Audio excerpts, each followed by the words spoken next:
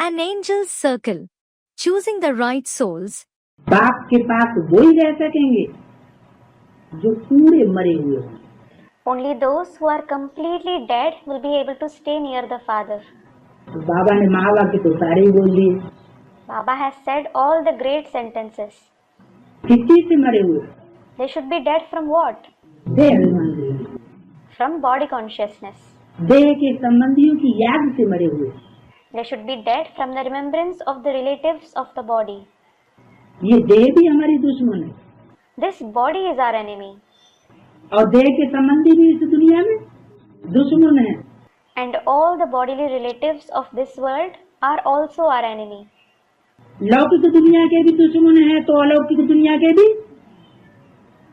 लोहे की जंजीरें तो अच्छी नहीं होती, किसी को अच्छी नहीं लगेगी। There are the enemies of the Lokik world as well as of the Alokik world. Iron chains certainly aren't good. No one will like them. लेकिन सोने की जंजीरों में बंधना अच्छा लगता है क्या? However, do you like to get bound in golden chains? ज्यादा खतरनाक जंजीर कौन सी है? Which chain is more dangerous? लोहे की जंजीर या सोने की जंजीर? An iron chain or a golden chain?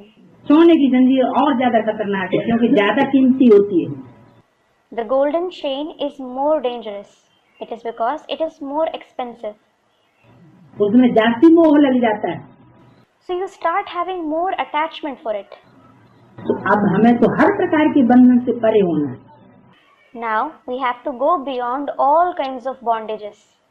लौकिक बंधनों से भी परे होना है, अलौकिक बंधनों से भी परे होना है। We have to go beyond Lokik as well as Alokik bondages. उन संबंधों में फरिश्ते नहीं आते। Farishte, that is angels, don't get trapped in any relation.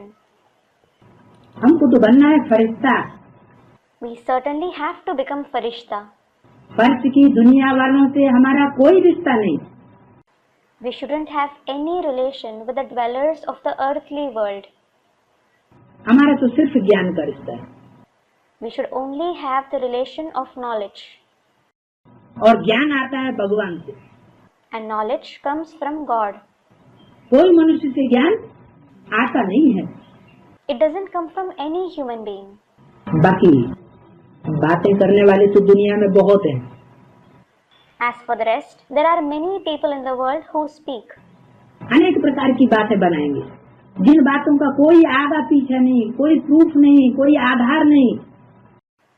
They will come up with all kinds of ideas that have no purpose, no proof and no base. तो हम कच्चे कान वाले बच्चे नहीं हैं। So we are in the children with weak ears. हमारे तो मजबूत कान हैं। We have strong ears.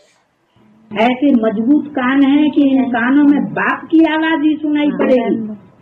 They are so strong that they listen only to the Father's voice. शैतान की आवाज हम एक कान से सुनेंगे, दूसरे कान से निकाल देंगे, सुनते हुए नहीं सुनेंगे। We will listen to the voice of the demons through one ear and let it out through the other. We won't listen to it despite listening. अंदर से समझ लेना है कि श्रीमत के वकीलात बात हो रही है। We should understand it from within that they are speaking the concepts against Srimad. बाकी कोई सामने अपोजिशन करने की बात नहीं।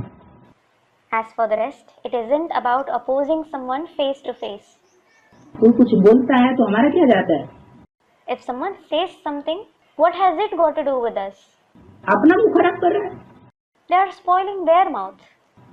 कोई व्यक्तिगत किसी की बुराई कर रहा है तो अपना मुंह खराब कर रहा है। बाबा ने तो किसी मुरली में नहीं सिखाया कि किसी की व्यक्तिगत बुराई करो। If someone is criticizing an individual, he is spoiling his mouth. Baba hasn't taught us in any murli that we should criticize someone. इसलिए बाबा ने मुझे बोला, धूतियां ऐसे ऐसे खराब काम करती हैं कि झूठी बातें सुनाकर दूसरों की दिल खराब कर देती हैं। This is why Baba has said in the murli, Dhutiya, that is cheats, perform such bad deeds that they spoil others' heart by telling them lies. तुम बच्चों को सुनी सुनाई बातों पर कब नहीं चलना चाहिए। You children shouldn't believe in hearsays. भारतवासियों ने सुनी सुनाई बातों से दुर्गति पाई है। The Bharatvasis have degraded by listening to hearsays. तो अब जो कुछ मुरली कहती है, हमें उन बातों पर मनन चिंतन मंथन करना है। So now we should think and churn on the concepts of the Murli